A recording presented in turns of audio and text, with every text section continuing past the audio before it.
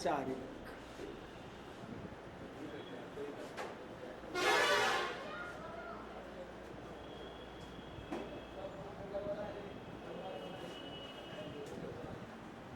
आप सभी पढ़ चुके हैं इसको, आप फिर से दोहराइए कि ये 6 स्टेप में होता है। इसका जो पहला स्टेप होता है, पहला स्टेप वो होता है जिसमें हम ऊपर में अपना पता लिखते हैं बाएं में, सेंडर एड्रेस, भेजने वाले का पता, मतलब अपना पता लिखते हैं। ये दूसरा जो स्टेप होता है,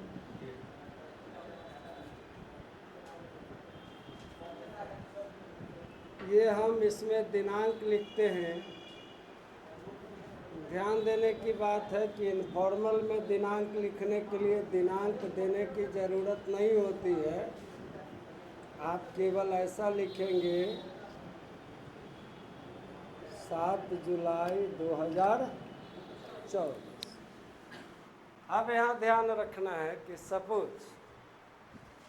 ये 7 जुलाई 2024 नहीं लिख के हमने ऐसा कर दिया कि दिनांक लिखकर और उसके बाद ऐसा लिखा, तो हमें क्या करना है, तो हमें कोई कट नहीं करना है, ये ज्यों का त्यों रहेगा। अगर हमने ऐसा नहीं लिखा है और हमने ऐसा लिखा है 7/7/2024, फॉर्मल या इनफॉर्मल में किसी में भी लिखा है, तो उसे हमें किसी भी हालत में काटना नहीं है, वही का वही छोड़ देना है। काटने से वो ज़्यादा बेहतर है। लेकिन यहाँ जो स्टेप है, ये दिनांक लिखकर लिखाएगा ही नहीं। इनफॉर्मल में इसका स्टेप यही है कि हम इसको ऐसे लिखें,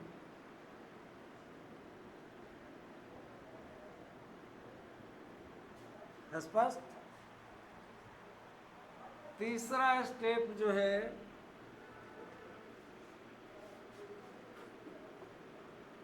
ये संबोधन कहलाता है। तो ये जो है संबोधन,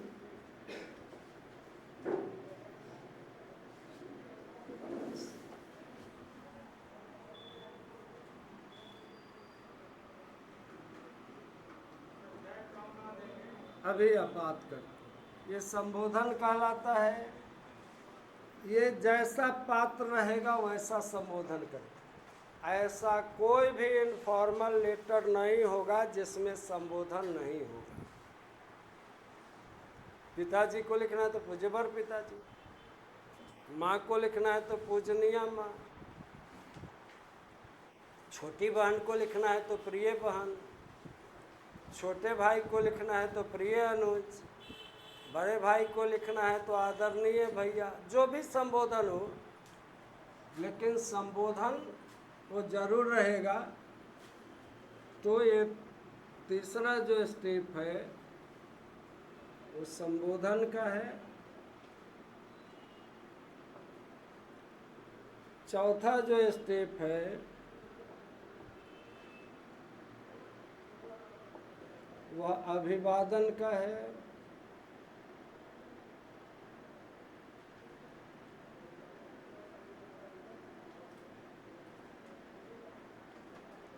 पांचवा जो स्टेप है, ये पांचवा स्टेप सबसे बड़ा होगा, यही बॉडी है। इसको लगभग 2 स्टेंजा में हम लिखते हैं। और छठा जो स्टेप है ये अभिनिवेदन कहलाता है। अभिनिवेदन मतलब मैं आपका कौन हूँ। ये 6 स्टेप है। तो सब लोगों ने पत्र लिखा हुआ है, फिर से मैं उसको दोहराता हूँ कि अपना पता और दिनांक ये तो सेम रहेगा। जो प्रश्न में रहेगा या तो वो लिखेंगे और नहीं तो सिंबल में लिखेंगे। मोहल्ला क ख ग नगर च छ ज। दिनांक फिक्स है 7 जुलाई 2024। जब तक परीक्षा की तिथि नहीं बढ़ती है तब तक तो ये फिक्स हो गया किसी दिन परीक्षा होनी है। तो 2 स्टेप तो ठीक है। अब ये तीसरा चौथा स्टेप अलग अलग पात्रों के लिए हमेशा बदलेगा। 5वां स्टेप भी बदलेगा, लेकिन कोई दुखद घटना या बात नहीं हो तो कुशल से हूँ, आप लोगों की कुशलता के कामना करता हूँ, करती हूँ, इससे शुरू होगा। अंत में घर के बड़ों को प्रणाम, छोटों को आशीर्वाद से अंत होगा। और तब नीचे लिखाएगा आपका प्यारा पुत्र, चाहे तुम्हारा मित्र, ऐसा ऐसा जो भी होगा, यही इसकी स्टेपिंग है। तो अभी जो मैं बात कर रहा हूँ वो मैं बात कर रहा हूँ 3, 4 और 6। ये 3 स्टेप की मैं बात कर रहा हूँ, फिर से दोहरा रहा हूँ कि किसको क्या कहकर संबोधन करेंगे, किसे क्या अभिवादन देंगे, और लास्ट में अपना अभिनिवेदन हम कैसे देंगे। बाकी 3 स्टेप, अपना पता, डेट और बॉडी, ये वो भी चेंज होगा, बॉडी भी चेंज होगा, क्योंकि कभी मित्र को लिखेगा, कभी पिताजी को लिखेगा, कभी माँ को लिखेगा, कभी छोटी बहन को लिखेगा, कभी बड़े भाई को लिखेगा। तो जाहिर है अलग अलग बातों पर लिखेगा। सबको समझ में आ रहा है? लेकिन सबसे जो जरूरी सीखने की चीज़ है फॉर्मेट को परफेक्ट करने के लिए, कि उचित संबोधन, उचित अभिवादन और उचित अभिनिवेदन। ये गलत होगा तो ये बहुत अगली लुक देगा। जैसे प्रिय माँ लिखना, ये हमारे लिए माँ प्रिय हो सकती है, लेकिन पत्र में वो अगली लुक देगा, हमारे शिष्टाचार में वो चलता नहीं। तो यही तीसरे, चौथे, छठे स्टेप पर मैं बात कर रहा हूँ, फिर उसको रिवाइज कर रहा हूँ कि किसको क्या कहकर संबोधित करेंगे और अभिनिवेदन क्या देंगे। तो जैसे अगर हमें अगर पिताजी को पत्र लिखना है तो इसका संबोधन होगा पूज्यवर पिताजी। इसका अभिवादन होगा चरण स्पर्श, ये चिन्ह लगेगा विस्मय आदि। और इसका अभिनिवेदन होगा, यही लिख दे, बीच का गैप छोड़ दे, बीच में गैप है स्टेपिंग का। यहाँ लिखेंगे आपका प्यारा पुत्र या आपकी प्यारी पुत्री, नीचे जो नाम रहेगा वो डालना। समझ में आ रहा है? दूसरा, अगर माँ को लिखते हैं,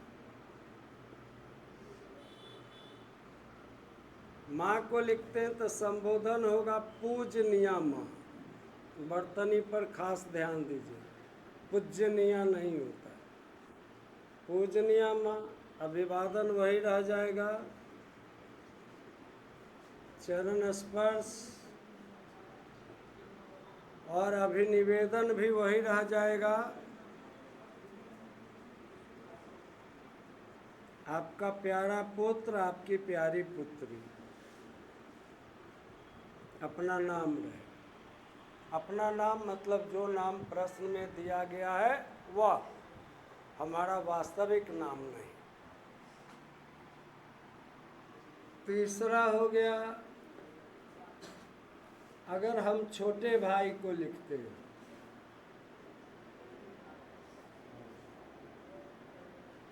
तो संबोधन होगा प्रिय अनुज। अगर उसका नाम नहीं दिया रहेगा तो यही कॉमा होगा। अगर छोटे भाई का नाम भी दिया हुआ है तो नाम को नीचे नहीं उतारिएगा। जैसे नाम उसका दिया हुआ अपने छोटे भाई अमित को, तो इसी में लग जाएगा प्रिय अनुज अमित, तब कॉमा होगा। हाँ, नाम अनुज रहेगा तो प्रिय अनुज अनुज लिख सकते हैं, या प्रिय भाई अनुज लिख सकते हैं, कोई दिक्कत नहीं। ठीक है। अब शुभ आशीर्वाद, जो सिंपल फॉर्मेट है वो मैं बता रहा हूँ, और भी रास्ते हैं। आशीर्वाद की वर्तनी को एक बार देख लीजिए कि वैसा ही रहेगा। अभी निवेदन होगा तुम्हारा भैया या तुम्हारी दीदी, बस आपका नाम। अगर छोटी बहन को लिखते हैं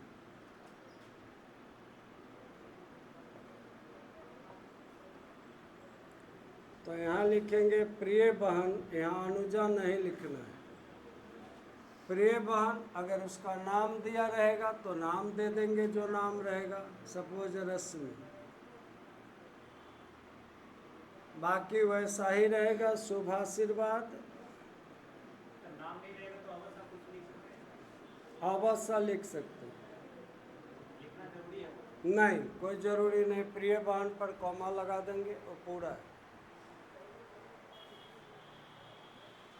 और फिर वही रहेगा तुम्हारा भैया तुम्हारी दीदी।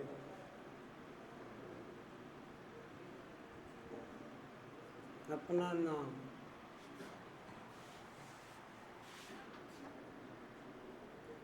पांच, अगर बड़े भाई को लिखते हैं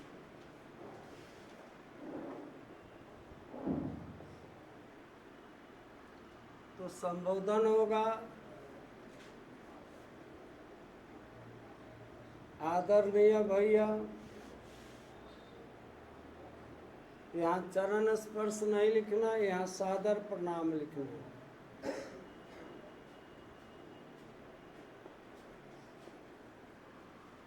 अभी निवेदन होगा आपका अनुज, अपना नाम, लड़कियां लिखेंगी आपकी बहन, नीचे अपना नाम लिख दो। अगर बड़ी बहन को लिखना है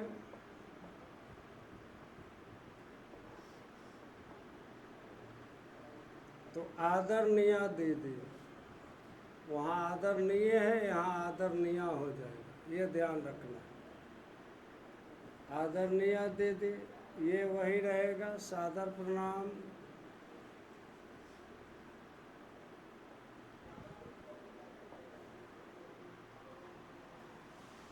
नीचे आपका अनुज या आपकी बहन,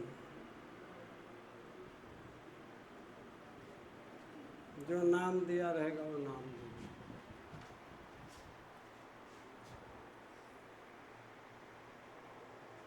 हो गया? इसको मिटाएं। चरण स्पर्श गलत हो जाएगा भाई को गलत नहीं है, वो थोड़ा ज़्यादा हो जा रहा है शिष्टाचार से। अब भाई हमारे पिता तुल्य होगा तो चरण स्पर्श नहीं कह सकते हैं, लेकिन जनरल जो शिष्टाचार चलता है उसकी बात मैं कहता हूँ। क्योंकि ये ध्यान रखना है कि आपको वास्तविक पत्र लिखना ही नहीं, आपको ये दिखलाना है कि हमें पत्र लिखने आता है, मैटर दूसरा है। वास्तविक पत्र में माँ को प्रिय माँ लिख दीजिएगा तो माँ बहुत होगा तो डांटेगी कि तुमको चिट्ठी लिखने नहीं आता, और तो कोई बात होना नहीं। यहाँ जो है परीक्षा के शिष्टाचार की बात हो रही कि यहाँ हम अंक ज़्यादा से ज़्यादा कैसे अर्जित कर सकते हैं, ये अलग मामला है। अपना नाम जो परीक्षा में रहेगा, और नहीं रहेगा तो क ख ग च छ ज प फ ब, अब वो सिंबल जो ऊपर यूज नहीं किए हैं वो। अब मान लीजिए हमको मित्र को लिखना है, मित्र या सहेली को लिखना है, तो संबोधन देंगे प्रिय मित्र। अगर उसका नाम दिया हुआ है तो आगे नाम भी दे देंगे। यहाँ सप्रेम नमस्कार लिखेंगे।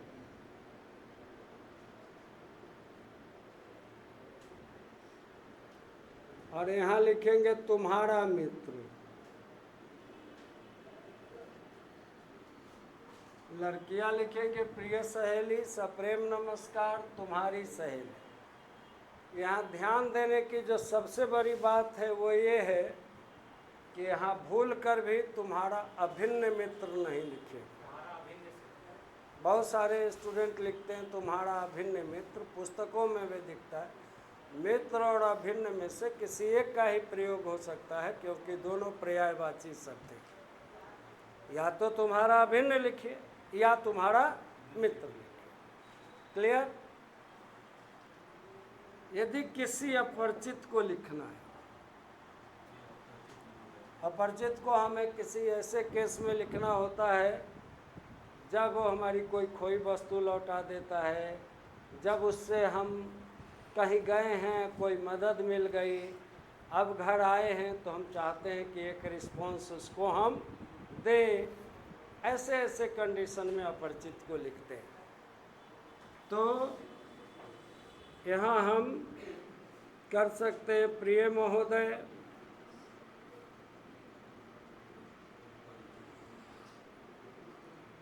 ये जो है अगर याद रहे तो ये संबोधन ज़्यादा अच्छा है, यथोचित। क्योंकि मुझे इनका उम्र आदि पता नहीं है, बड़े हैं छोटे हैं, तो यथोचित से हो गया यथा उचित। जैसा आपके लिए उचित आदर है वो मैं दे रहा हूँ। और यहाँ केवल आपका आपकी लिखकर काम चला लेना चाहिए, आपका या आपकी, और नहीं तो लिखना चाहिए आपका या आपकी, आपका शुभाकांक्षी। लड़कियां लिखेंगी आपकी शुभाकांक्षिनी।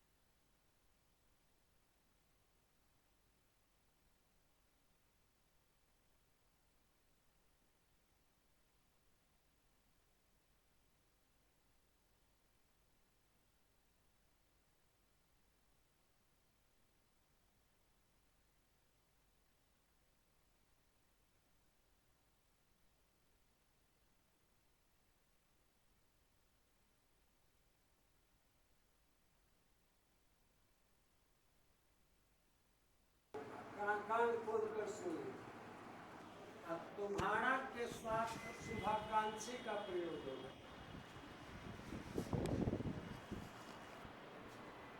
आपका के साथ स्नेहाकांक्षी का प्रयोग होगा और तुम्हारा के साथ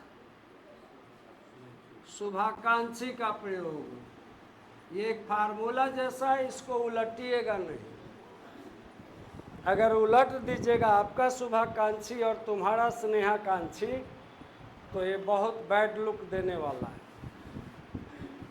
आपका के साथ स्नेहाकांक्षी लगेगा और तुम्हारा के साथ शुभा।